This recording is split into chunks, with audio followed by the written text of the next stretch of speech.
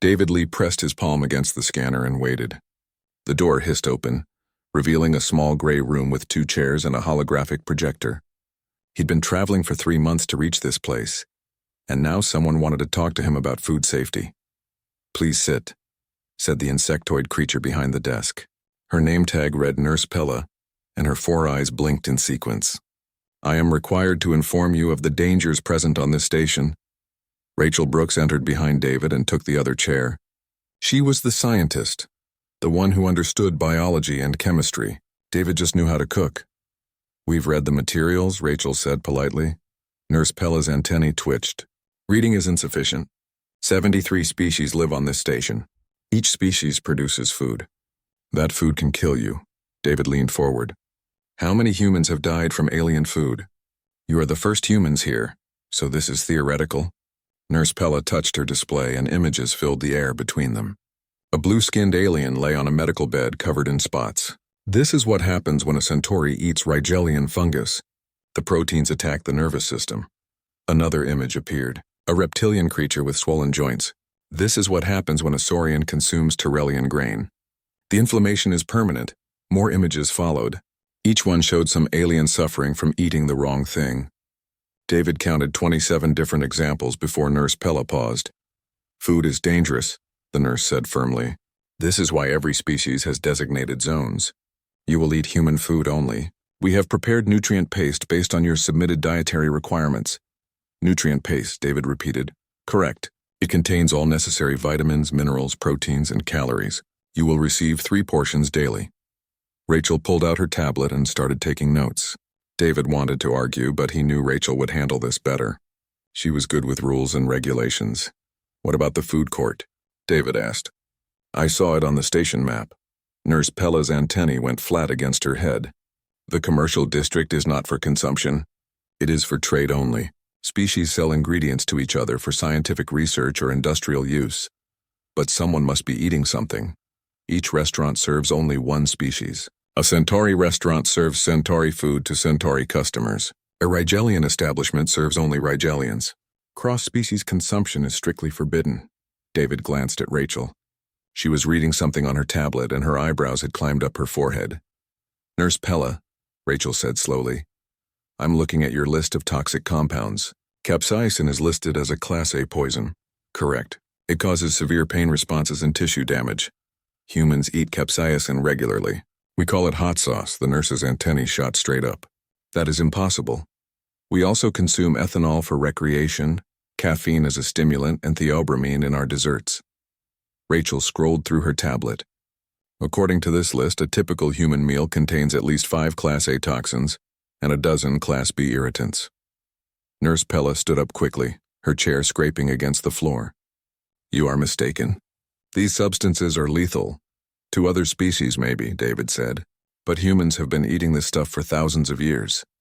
The nurse tapped her communicator with one thin finger. "Administrator Quinn, please report to Medical Briefing Room 7. We have a situation." They waited in awkward silence.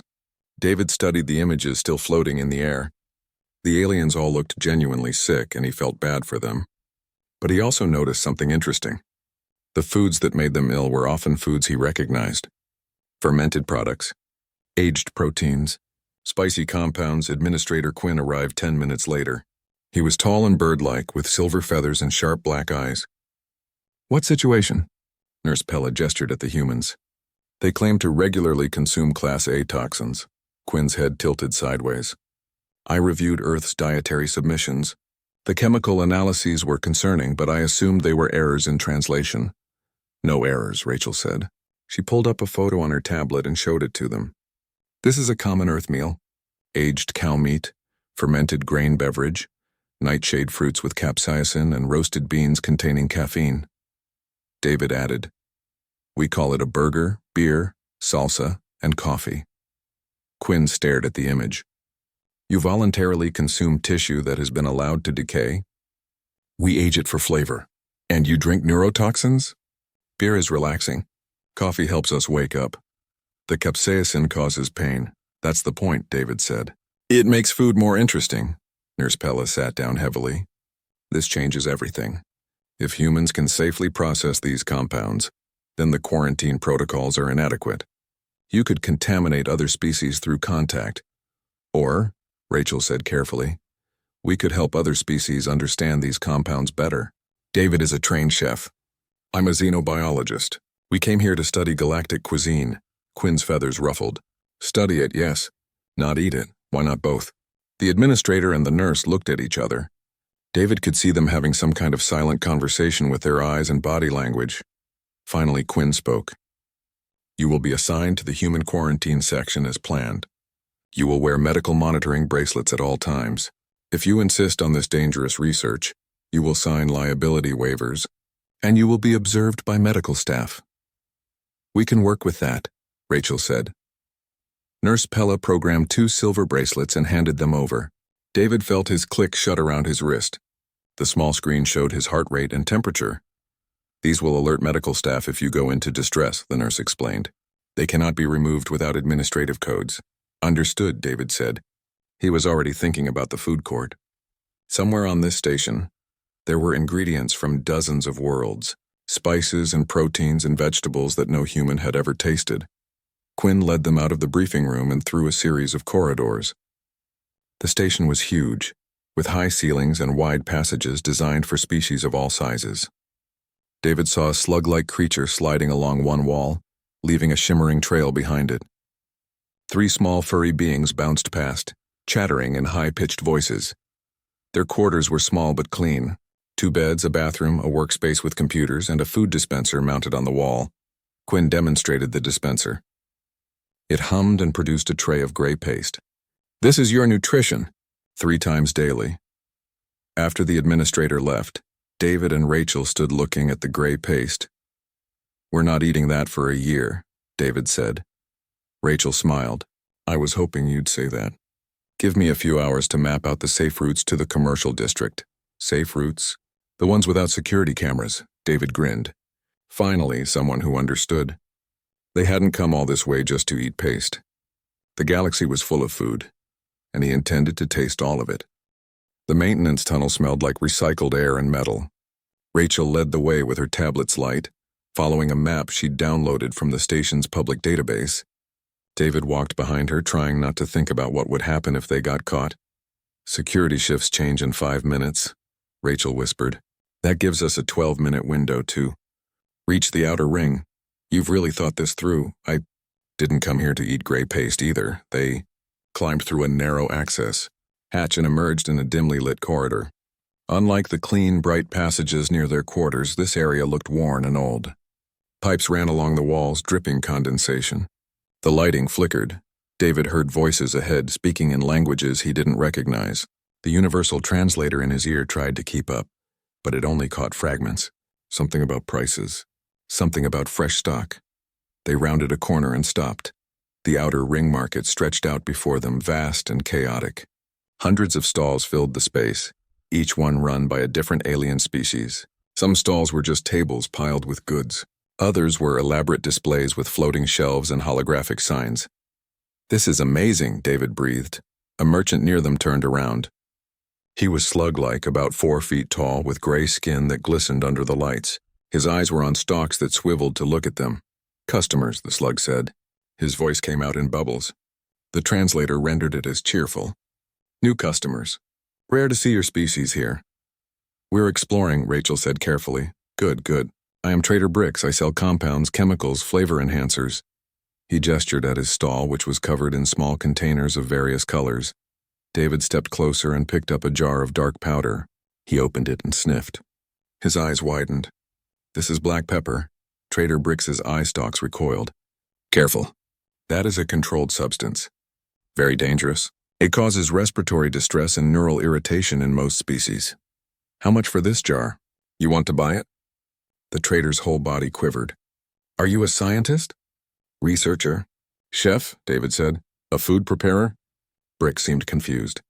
But this is a weapon-grade compound. It is used in emergency crowd control systems. David unscrewed the lid completely and tapped a small amount onto his palm. Before Rachel could stop him, he licked it. The pepper hit his tongue with familiar heat. Not too spicy, just pleasant and sharp. He smiled. Trader Bricks made a sound like air escaping from a balloon. You consumed it. You need medical attention. I'm fine. It's just pepper. We use it on everything back home. The medical bracelet on David's wrist started beeping. His heart rate had gone up slightly from the excitement. Rachel quickly tapped her own bracelet against his, syncing them to show she was monitoring the situation.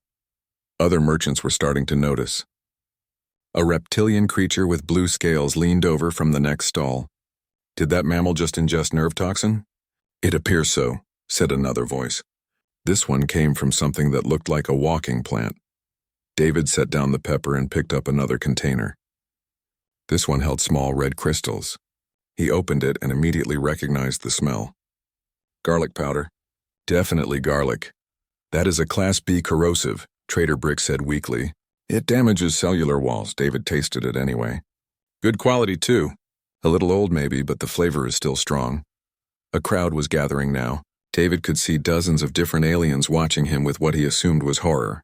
His bracelet kept beeping as his body reacted normally to the spices, but nothing was actually wrong. Rachel pulled out her tablet and started scanning the compounds. David, look at this. Half of these stalls are selling what we'd consider basic cooking ingredients. A massive alien pushed through the crowd. He stood at least 8 feet tall, covered in thick scales with a ridge of spines down his back. A badge on his chest identified him as Security Chief Wool. What is happening here? Wool demanded. His voice was deep enough to make David's chest vibrate.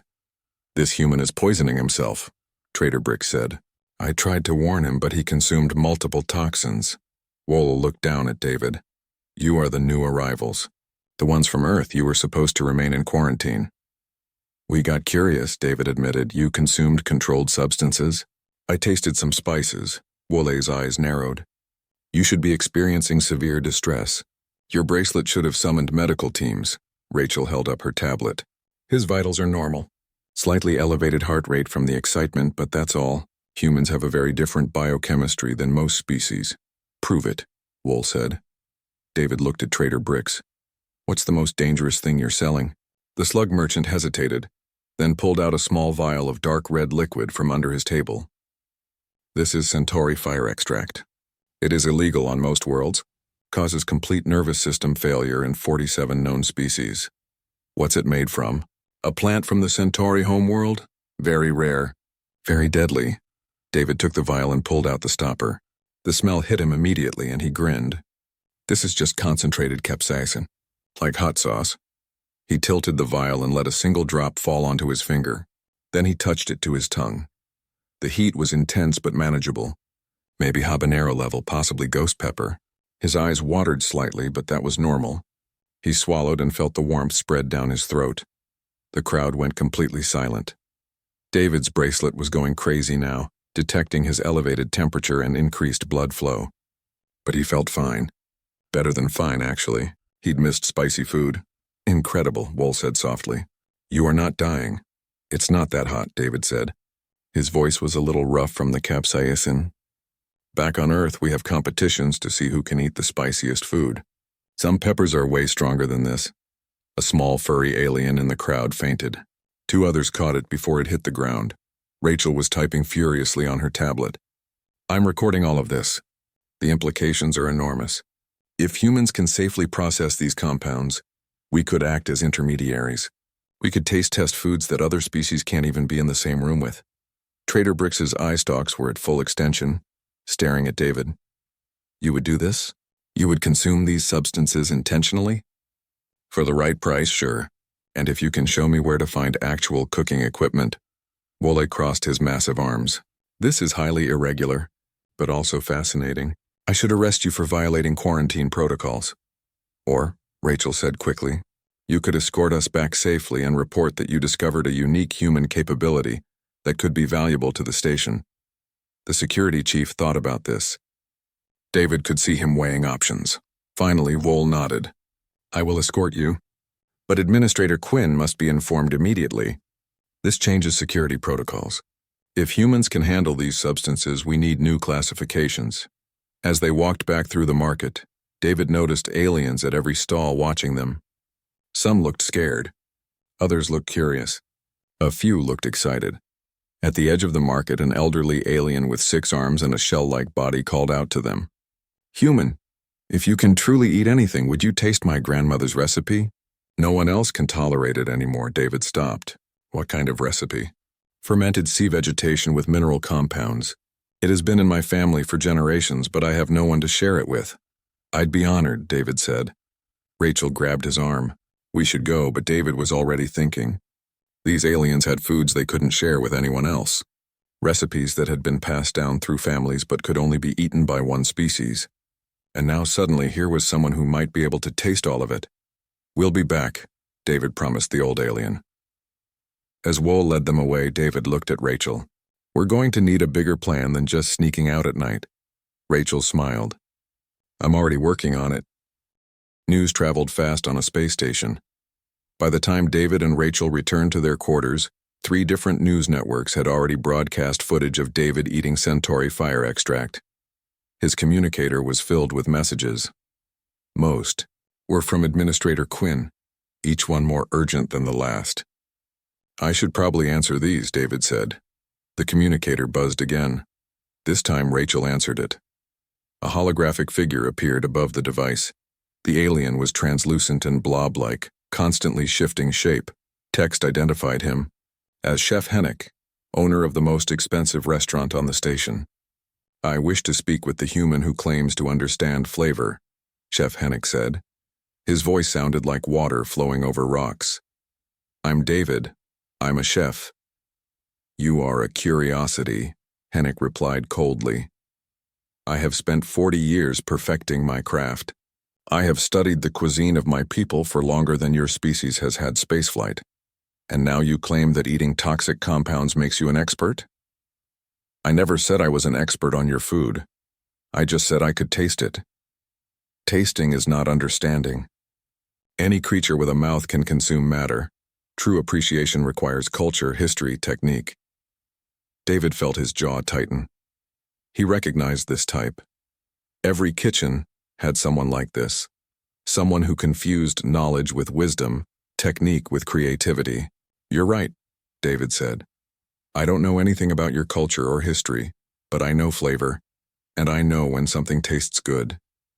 Chef Hennick's form rippled with what might have been anger. Then I challenge you. Come to my restaurant. Taste my cuisine. Prove that you can appreciate what you consume or admit that you are simply a biological anomaly with no refinement. Rachel started to object, but David cut her off. When? Tomorrow evening. I will prepare a tasting menu. 12 courses from 12 different species. Each one is considered a masterpiece. Each one is deadly to all species except its origin. You will taste them all, if you can, and you will explain what you experience. And if I can't, then you will stop making claims about galactic cuisine. You will eat your paste and remain silent. And if I succeed? Chef Hennick paused. Then I will admit that perhaps humans have something to offer. Perhaps. The hologram vanished. Rachel immediately started pacing. This is a trap. He's going to give you the most disgusting things he can find. Probably, David agreed. But it's also an opportunity. If a respected chef acknowledges that we can legitimately appreciate alien food, it opens doors. It could also kill you. The bracelet will warn us if something's actually wrong. You'll be there monitoring everything. By the next evening, word of the challenge had spread through the entire station. When David and Rachel arrived at Chef Hennick's restaurant, they found Ambassador Trell waiting outside. The bird-like administrator had brought a medical team and what looked like a legal representative. This has become an official event, Trell explained. Too many people are interested. We will be broadcasting to the entire station. Great, David thought. No pressure. The restaurant was beautiful. The walls changed colors slowly, creating an atmosphere of calm. Tables floated at various heights designed for different species. Most were empty tonight. This was a private event. Chef Hennick stood in the center of the dining area. His gelatinous body had taken on a more solid form, almost like a human shape but constantly flowing. You came, the chef said. I don't back down from a challenge. 12 tables had been arranged in a circle. On each one sat a covered dish. 12 different chefs stood near their creations, each one looking nervous or excited or skeptical. David recognized one of them, the elderly alien with 6 arms from the market. She waved at him with 3 hands. "The rules are simple," Chef Hennick announced. His voice was being broadcast throughout the station now. "You will taste each dish. You will describe what you experience. The chefs will determine if you truly understand their cuisine, or if you are merely surviving the consumption." David nodded. He walked to the first table. The chef there was insectoid, similar to Nurse Pella, but with golden coloring. "This is a traditional breakfast from my world," the golden chef said. "It is served only on the first day of spring. The ingredients take months to prepare." David lifted the cover. The dish looked like a soup, dark purple with floating pieces of something crystalline. The smell was sharp and acidic. He picked up the spoon and tasted it. The flavor hit him in waves. First sour, intensely sour, like vinegar concentrate. Then bitter, deep and complex. Finally, a sweetness that came from somewhere unexpected, balancing everything else. The crystals dissolved on his tongue, releasing bursts of flavor that reminded him of mint but earthier. "It's incredible," David said honestly. "The sourness comes from fermentation, right? Long fermentation. The bitterness is mineral-based, probably from the soil where the ingredients grew, and the sweetness is natural, not added. It develops during cooking." The golden chef's antennae stood straight up. "You can taste all that?" "The balance is perfect. The sourness would be overwhelming alone, but the bitterness grounds it. And then the sweet finish makes you want another bite. It's brilliant." The chef looked at Chef Hennick. "He understands. He truly understands." David moved to the next table. This chef was reptilian with blue scales. The dish was a paste, bright orange, served in a shallow bowl. "This is our death ceremony food," the blue chef said quietly. "We eat it to honor those who have passed. No one outside my species has ever tasted it." David took a small amount on his finger. The paste was thick and smooth. He put it in his mouth. The flavor was subtle at first, earthy and deep. Then it built slowly, becoming more complex. There were layers of taste, each one revealing itself gradually. Sadness somehow. The flavor felt like memory. "It's fermented root vegetable," David said softly. "Aged for years. The orange color comes from a natural compound, probably carotenoid-based. The texture is worked by hand, not machines. I can tell because it's not perfectly smooth, and the taste. It's meant to be eaten slowly. It's meant to make you think about the past." The blue chef's eyes widened.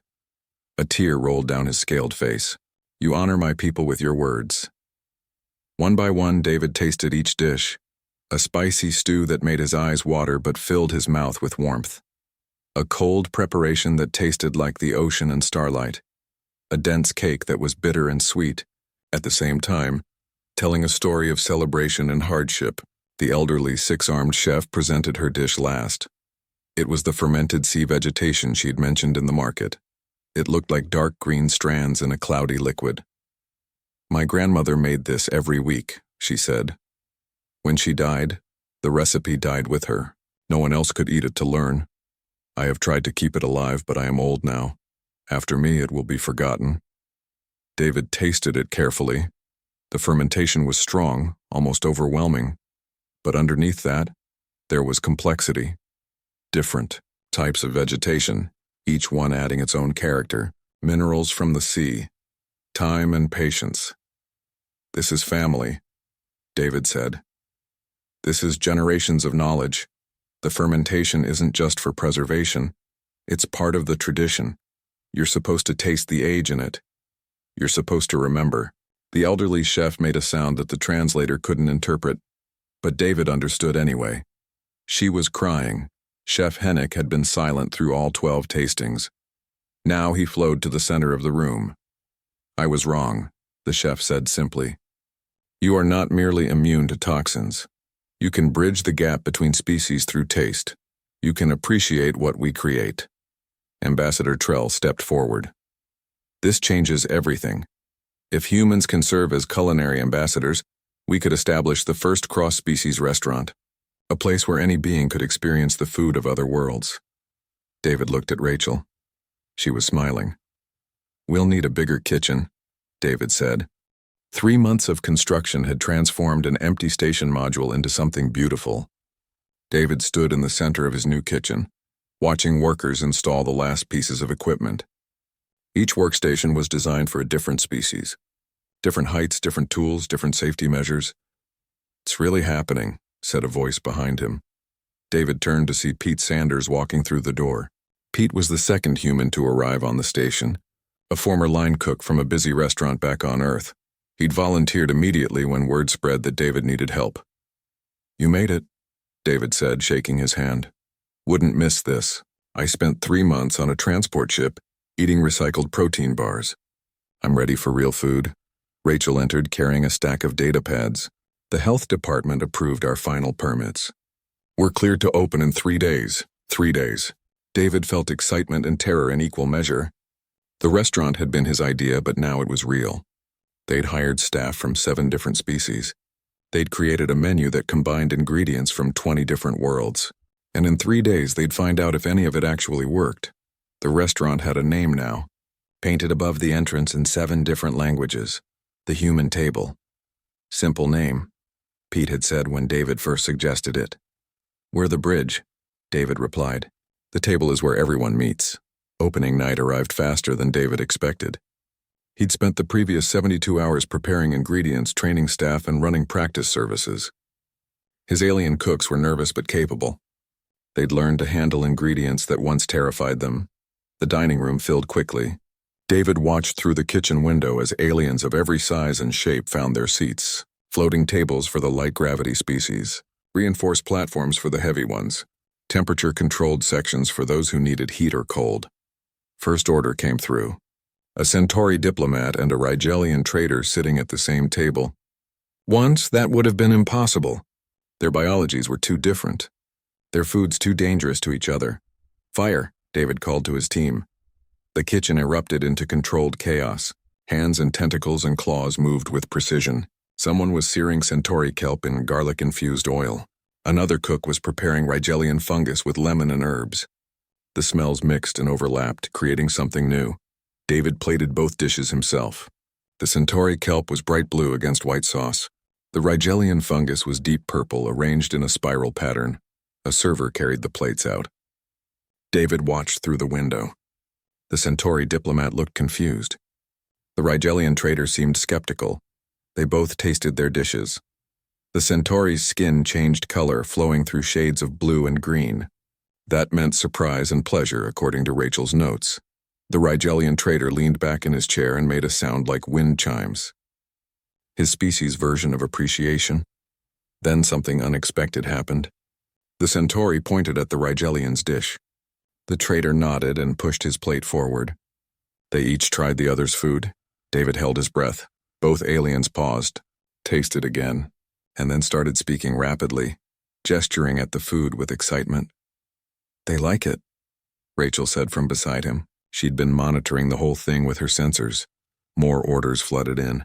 David and Pete worked side by side, moving through the kitchen like they'd been cooking together for years. The other cooks found their rhythm. Everyone was shouting, but it was organized shouting. Musical shouting. "Fire on table 7, David called. "We need the saurian grains with the herb compound. And careful with the heat, not too much." A young cook named Ress, who was insectoid like Nurse Pella, handled the grains perfectly. She'd been terrified of them at first. Now she treated them like any other ingredient. Halfway through service, food critic Zara arrived. David knew who he was immediately. Everyone in the kitchen stopped for just a second when his name appeared on the reservation system. Zara was famous across 3 star systems. He'd reviewed restaurants for 40 years and destroyed more careers than he'd made. He had 6 legs, 4 arms, and a face that looked permanently displeased. "Table 9, the host announced over the intercom. "Party of 1. Critic Zara." Pete looked at David. "What do we serve a critic who's seen everything?" "Something honest," David said. "Give him the tasting menu." Full tour of what we're doing here.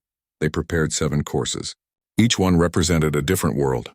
Each one featured techniques from multiple species.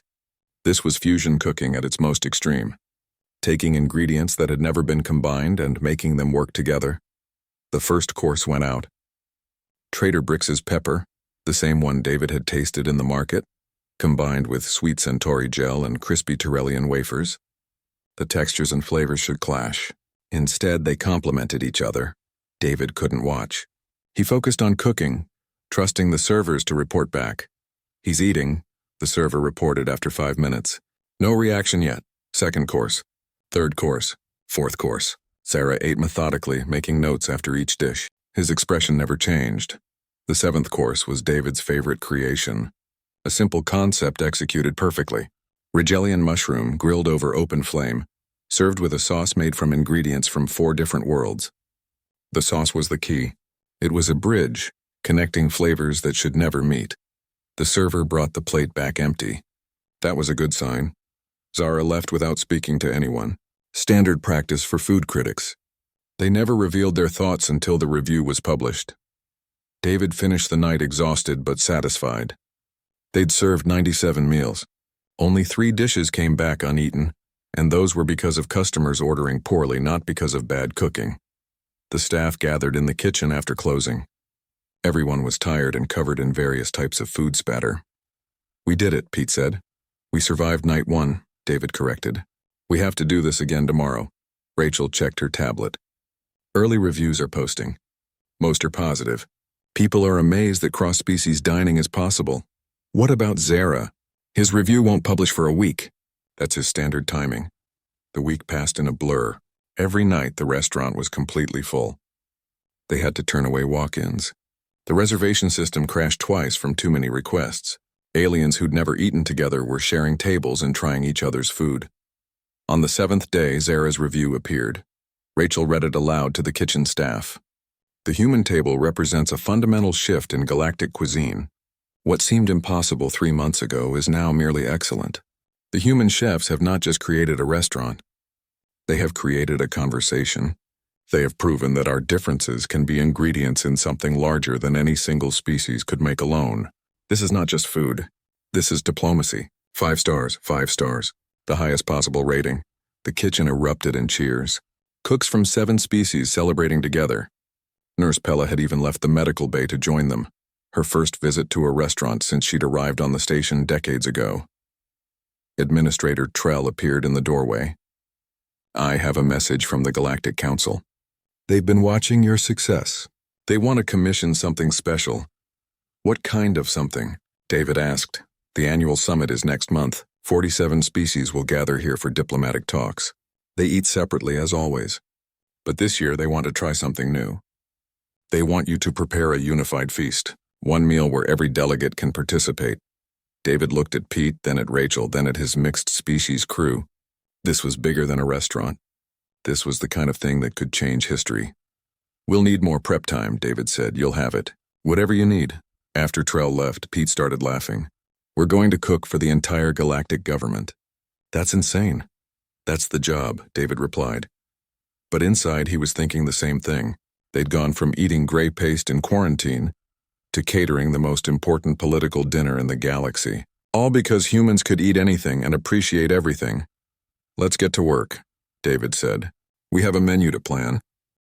The Grand Assembly Hall had never been used for dining before. For 300 years it had hosted debates and votes and speeches. Never food. Food was too dangerous, too divisive, too personal. David walked through the empty hall 3 weeks before the summit. His footsteps echoed off the high ceiling. The space could hold 5,000 beings, but for the dinner, they'd only need seating for the 47 delegates and their immediate staff. "Maybe 200 total." "This is too big," Pete said, standing beside him. "That's what I thought at first," Rachel said. She was analyzing the space with her sensors. "But look at the acoustics. The layout. It's designed so every being can see and be seen. That's what we need. This isn't just about eating together. It's about being visible to each other." Council Speaker Prime arrived an hour later. He was ancient, a turtle-like being who moved slowly and spoke even slower. He'd led the council for 70 years. Some said he'd been alive for 300. "You are the human cooks," Prime said. His voice was deep and resonant. Yes, sir, David replied. I have read the reports, watched the recordings. You can consume what kills others. You can taste what we cannot share. Prime moved closer, his old eyes studying David carefully. But can you bring us together? Truly together, not just in the same room? I don't know, David admitted. But we're going to try. Prime nodded slowly. Honesty, good. Many have promised unity before. Few delivered. Show me your plan. David pulled up the holographic display. Rachel had helped him design the menu over weeks of research and testing. 7 courses, each one carefully calculated to be safe for all 47 species in different proportions. The first course is symbolic, David explained. A single ingredient from each delegate's home world prepared simply. No combinations yet, just 47 different tastes on one plate. It reminds everyone of home. And the second course? That's where we start mixing. We pair species that have similar biologies but have never shared food, neighbors who never ate together. The flavors will be familiar enough to feel safe but different enough to be interesting. Prime studied the menu for a long time. The 5th course concerns me. You combine ingredients from the Saurian Collective and the Centauri Alliance. These governments have been in territorial dispute for 60 years. I know, David said. That's why it needs to happen. Not in a negotiation room. At a dinner table, you risk causing an incident or solving one. Prime made a sound like stones grinding together. It might have been a laugh. You are either very brave or very foolish. I have not decided which. Proceed with your plan. But know this, if you fail, the consequences will be severe. The council will never attempt this again. After Prime left, Pete collapsed into a chair. No pressure, right? The weeks of preparation were intense. David and his team tested every dish a dozen times. They calculated portions down to the gram. Too much of certain compounds could cause problems. Too little would make the dish tasteless. Rachel worked with medical teams from every species establishing emergency protocols. They'd have doctors standing by just in case. The universal translators were upgraded to handle complex flavor descriptions. They even practiced the service timing, making sure dishes arrived at the right temperature for each species' unique biology. The night before the summit, David couldn't sleep. He walked through the restaurant kitchen at 3 a.m, checking inventory. Everything was ready. The ingredients were prepped. The staff knew their roles.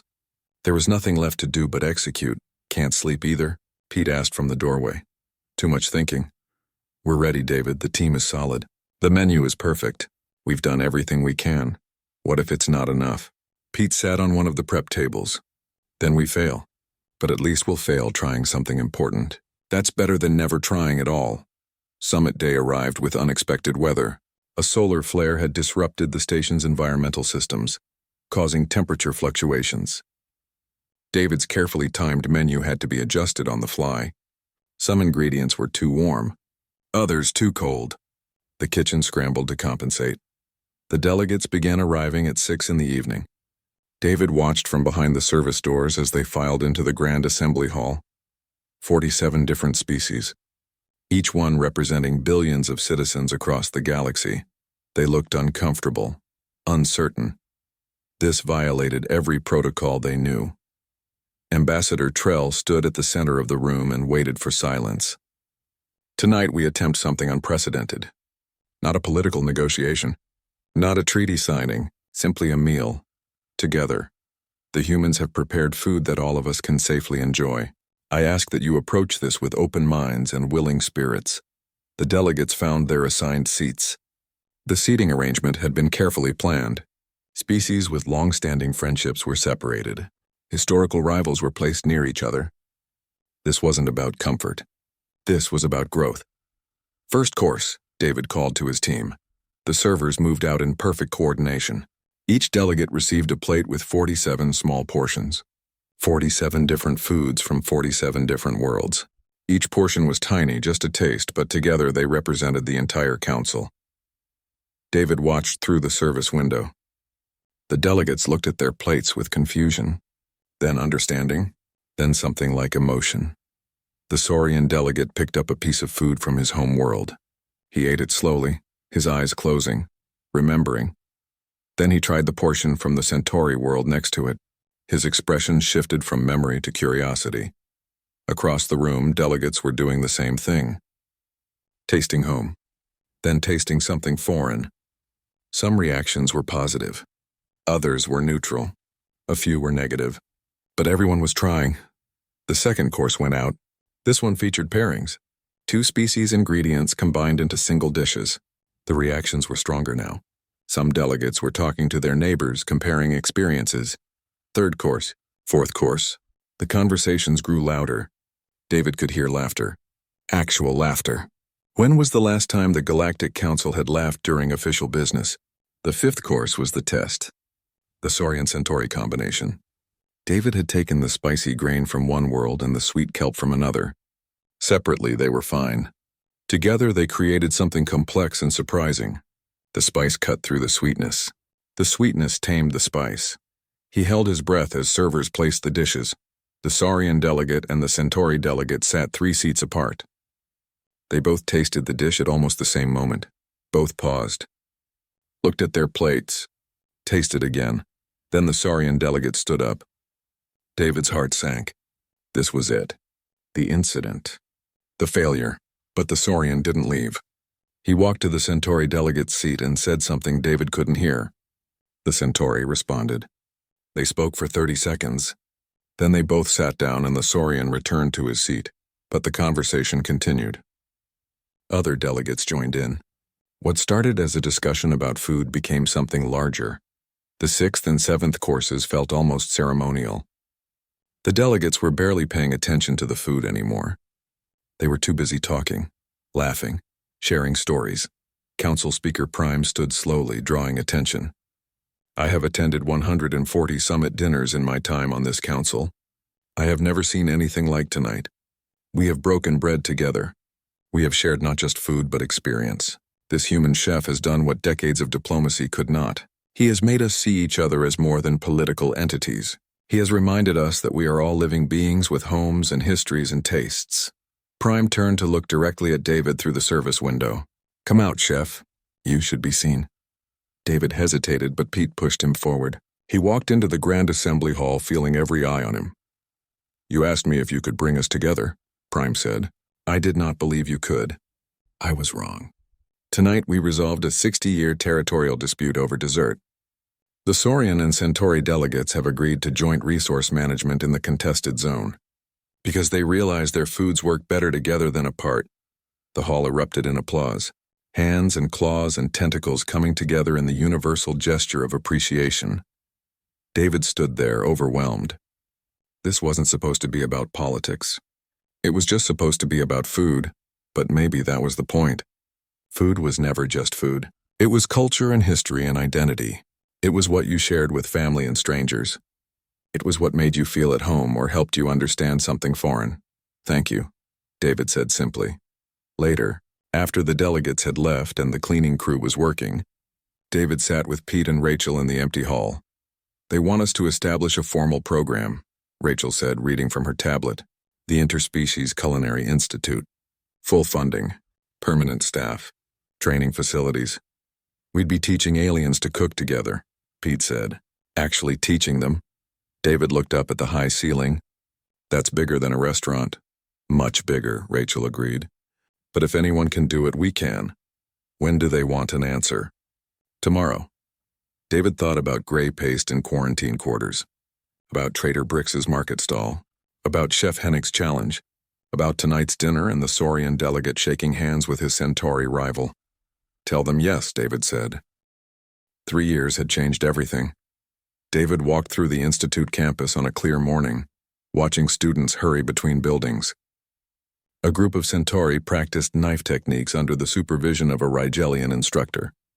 2 Saurians and a Tyrellian worked together on a fermentation project, their heads bent over bubbling containers. An insectoid student tasted something from a spoon and made detailed notes on a datapad. The campus had been built on the outer edge of the station, a massive complex of classrooms, kitchens, laboratories, and living quarters. 317 students were currently enrolled, representing 60 different species. More applications arrived every day. Director Lee, someone called out. David turned to see a young Centauri student running toward him. Her name was Nella, and she'd been at the Institute for 6 months. I got into the Advanced Fusion program, Nella said. her skin flashing bright blue with excitement. "They only accept 20 students per cycle and I got in." "That's excellent. You've earned it. I wanted to thank you. When I first arrived, I was terrified of half the ingredients in the storage rooms. Now I'm combining them into dishes my parents have never imagined." After Nella left, David continued his walk. He'd stopped teaching regular classes last year, focusing instead on administration and curriculum development.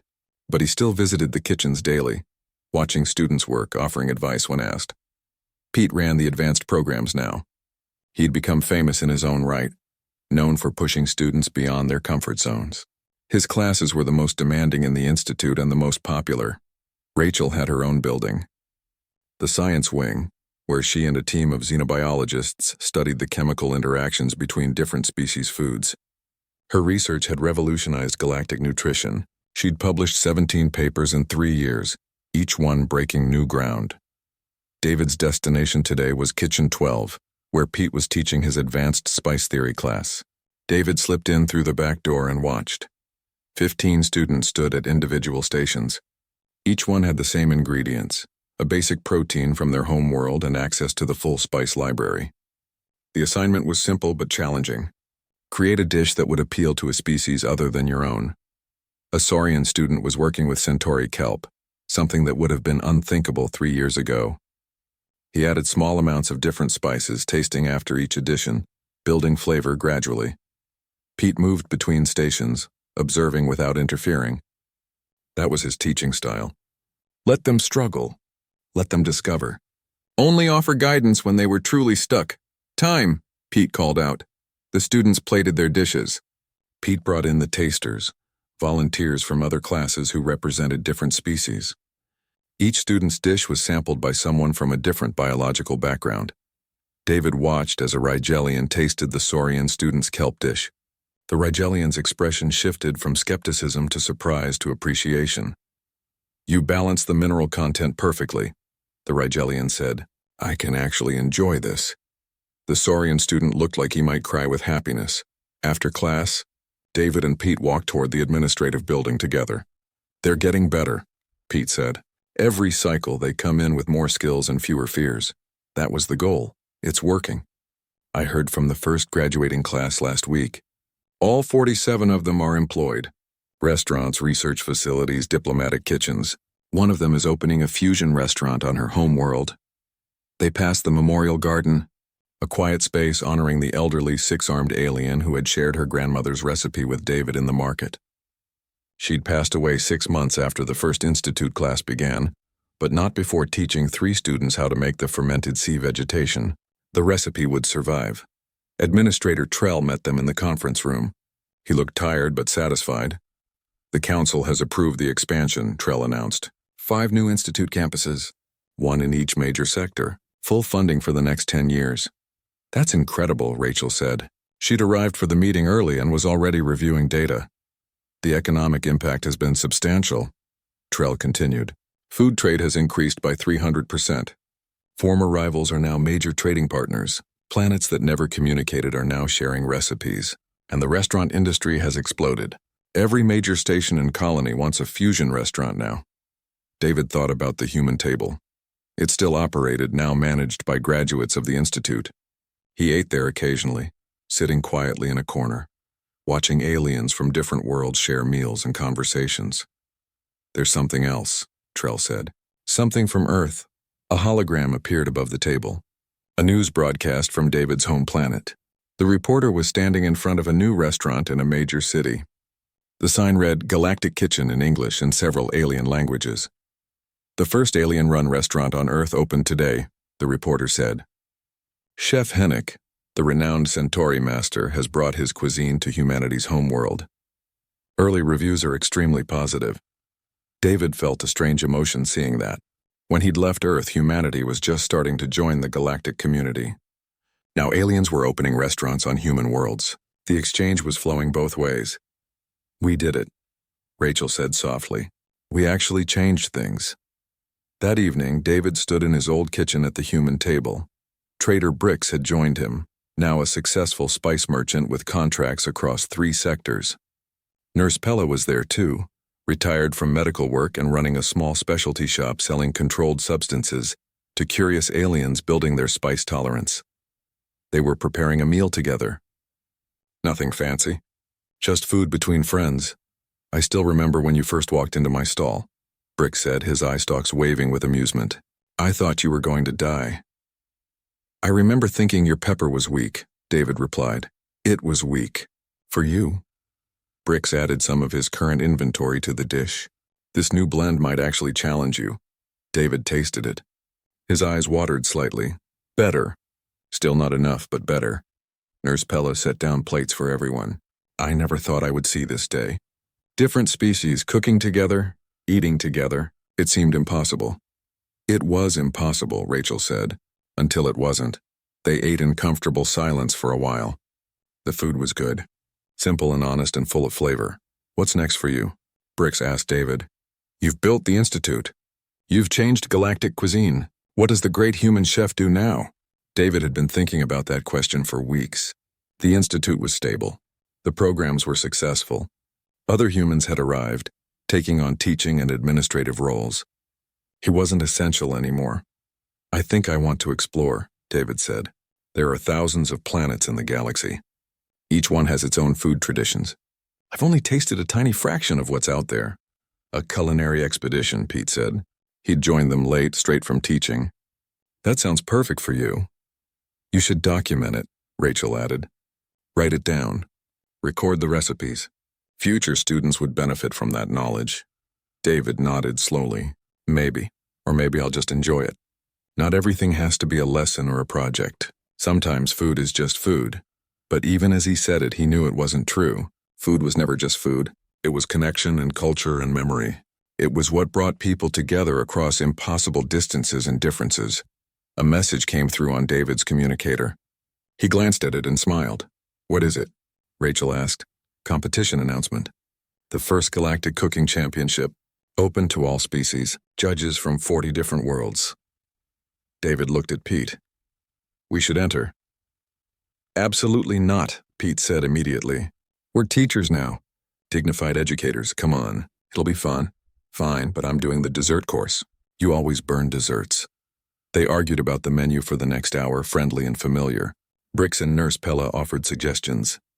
Rachel took notes, already thinking about the chemistry of potential combinations. Outside, the station continued its eternal rotation. Ships came and went, bringing beings from across the galaxy. Many of them stopped at restaurants, tasting foods they'd never imagined trying. Some of them enrolled in the Institute, wanting to learn the skills that could bridge worlds. And somewhere in a maintenance tunnel, a new human arrival was probably sneaking toward the outer ring market, drawn by curiosity and hunger. They'd discover what David had discovered 3 years ago, that the galaxy was full of flavor. That danger and deliciousness often came together. That humans, with their strange biology and stranger appetites, had something unique to offer. They'd taste something that should kill them and ask for seconds. They'd sample poison and complain it wasn't spicy enough. They'd sit down with aliens at a table and share a meal. And in that simple act, they'd build something stronger than any treaty or agreement. They'd build understanding. David looked at his friends around the table.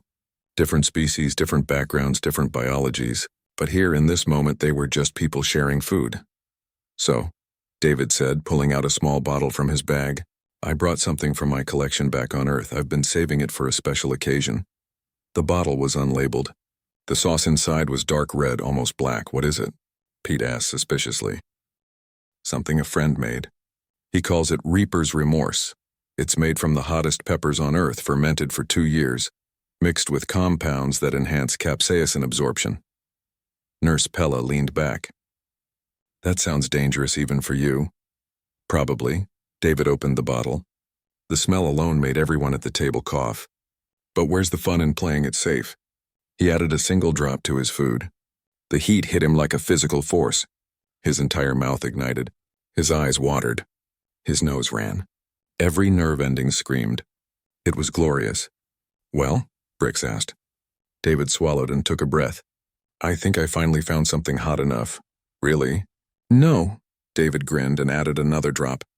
But I'm getting closer. They laughed together, the sound mixing with the ambient noise of the station. Somewhere above them, students were studying. Restaurants were serving meals. Ships were docking. The galaxy was turning, vast and full of possibility, and at a simple table in a kitchen, a human who'd come looking for adventure had found something better. He'd found his place, not by being the strongest or the smartest or the fastest, but by being curious, by being willing to try anything, by understanding that sometimes the best way to bring people together was to just share a meal. David passed the bottle to his left. "Who's next?"